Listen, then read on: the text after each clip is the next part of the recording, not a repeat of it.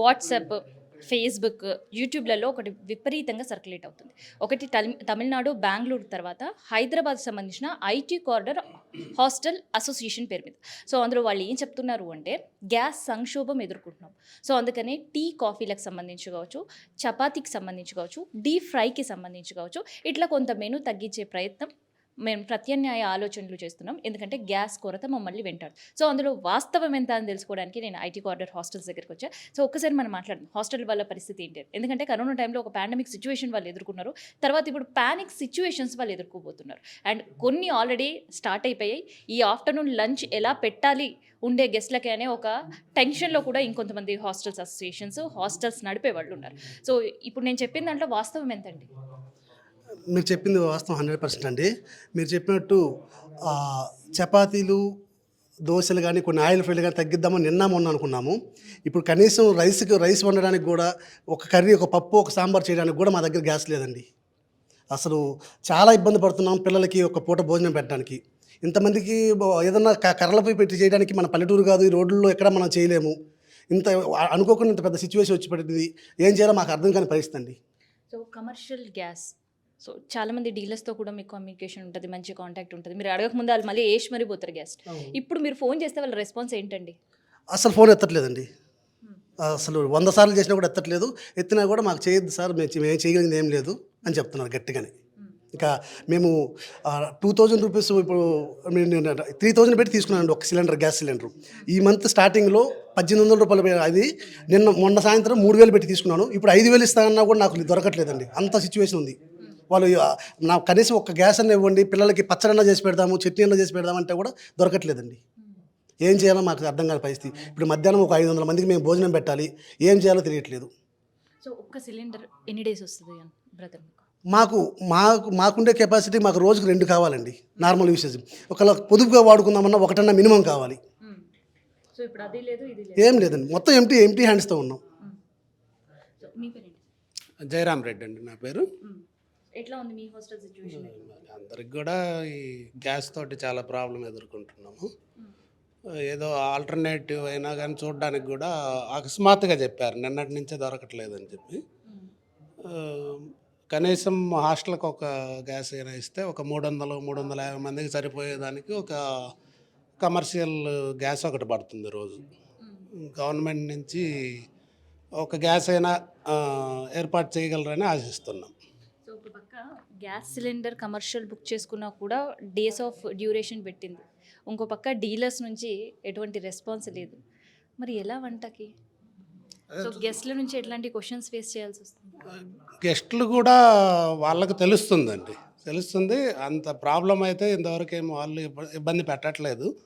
వీలైనంత వరకు ఆల్టర్నేటివ్ చూస్తున్నామండి.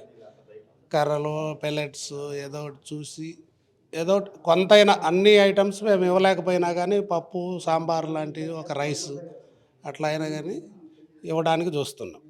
అది ఇస్తాము కూడా. సో, ఒక పక్క గ్యాస్ రేట్ పెరిగింది, ఇంకోవైపు యుద్ధం పేరు చెప్పి మార్కెట్లలో అన్ని రేట్లు పెంచే పరిస్థితి. సో, ఇంపాక్ట్ కనిపిస్తుంది. ఇంపాక్ట్ ఉంది కానీ మేము పెంచలేని పరిస్థితి. మేము ఇది చెప్పి మేము పెంచడానికి ఉండదు. అట్లా మీకు అసలు ఆప్షన్ లేదు. సో, ఈ యుద్ధం ఆగే వరకు ఈ లాస్లోనే నడిచే పరిస్థితి కనిపిస్తుందా హాస్టల్స్? అంతే కదా, లాస్ అయినా పర్లేదు, మాకు గ్యాస్ అంతో ఎంతో సప్లై చేయగలిగితే కొన్ని ఐటమ్స్ అయినా ఇచ్చి మేము రన్ చేయగలం. సో, కరోనా టైం మళ్ళీ గుర్తుకొస్తుంది.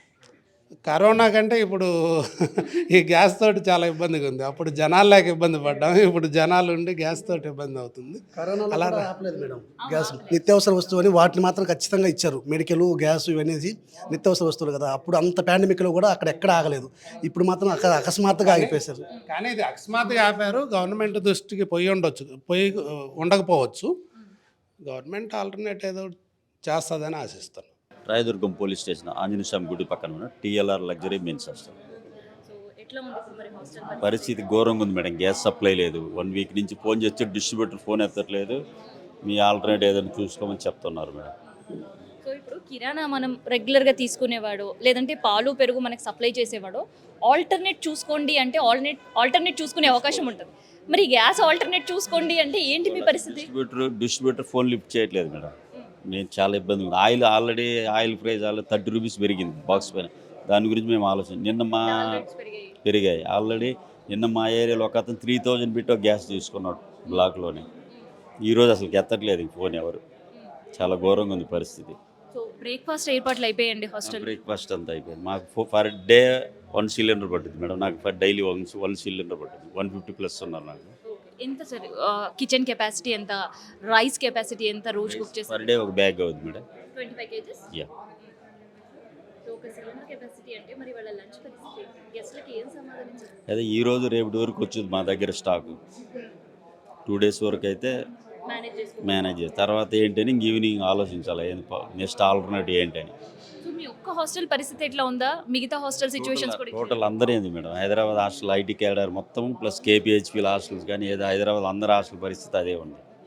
ఈవెన్ మాది ఒకటే కాదు, అందరిది అలాగే ఉంది. అట్లే పరిస్థితి. అట్లా. So government all of sudden ఇట్లాంటి డెసిషన్ ఎట్లా అనిపిస్తుందండి?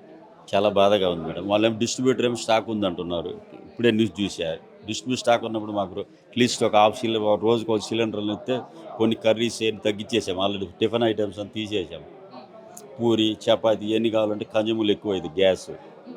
ఆల్రెడీ నిన్న నోట్ ఇచ్చాము అందరికీ. బ్రేక్ఫాస్ట్లో ఇప్పుడు ఏం ఐటమ్స్ చేయగలుగుతారు ఇప్పుడు ఉండే సంక్షోభంలో? ఇప్పుడు ఇంక సంక్షేమంలో రైస్ ఐటమ్ ఏదైనా బొరుగులు ఉప్మా కానీ రైస్ ఐటమ్స్ ఇంక ఎక్కువ చేయాలి. ఇంక పూరి చపాతి ఏం చేయలేము. సో రెగ్యులర్గా హాస్టల్స్ లంచ్ మెనూ చూస్తే ఒక పప్పు, తర్వాత ఒక కర్రీ, ఒక ఫ్రై కర్రీ, ఒక చట్నీ, ఒక పెరుగు, ఇదంతా ఉంటుంది. అండ్ సండేస్ అట్లా ఒక వీకెండ్స్లో స్పెషల్ ఐటమ్స్ చేస్తుంటారు. సో ఇప్పుడు మెనూ ఎట్లా ఉండబోతుంది? నేను ఇంకా ఆల్రెడీ చపాతీ ప్రతిసారి ఉంటుంది. ప్రతి సండే ఈవినింగ్ చపాతి తీసేసాము వాళ్ళు నిన్నటి నుంచే. ఓన్లీ పప్పు కర్రీ ఒక చట్నీ ఒక కర్రీ అంతే, 3 ఐటమ్స్ ఇప్పుడు పెరుగు.